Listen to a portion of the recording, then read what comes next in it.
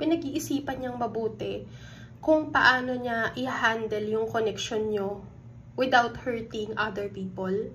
And if you're seeing this message around October 21 to October 31, this is the sign for you. What I'm channeling here is a person na ayaw niyang ma-judge yung connection nyo. It's like you're having an affair pero patago. This person is very silent about having plans with you, pero hindi niya dinidisregard yung progress ng connection ng dalawa.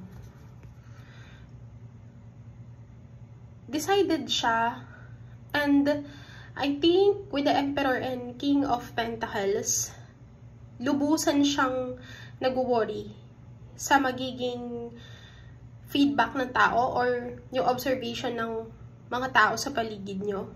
But it doesn't mean na ayaw niya sa'yo.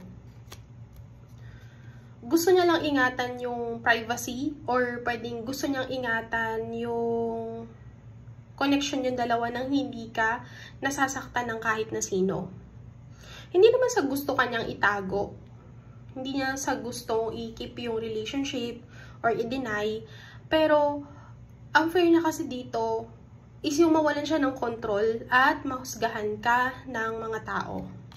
I'm picking here a setup. Pwedeng magkatrabaho kayo or pwedeng magkasama sa isang work setup, something like that. I also see here with 4 of Cups na gusto naman niyang i-push yung connection. Gusto kanyang i-pursue.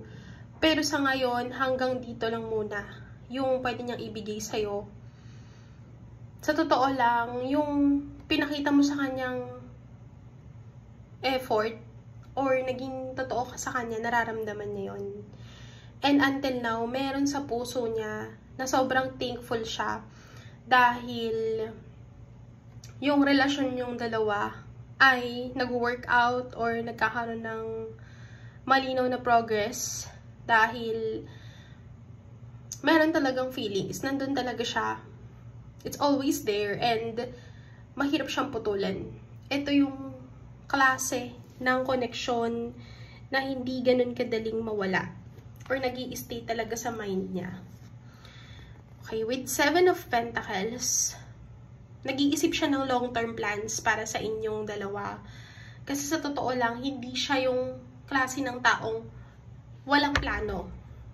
Since meron kayong connection, iniisip niya kung paano niya i-handle to ng maayos.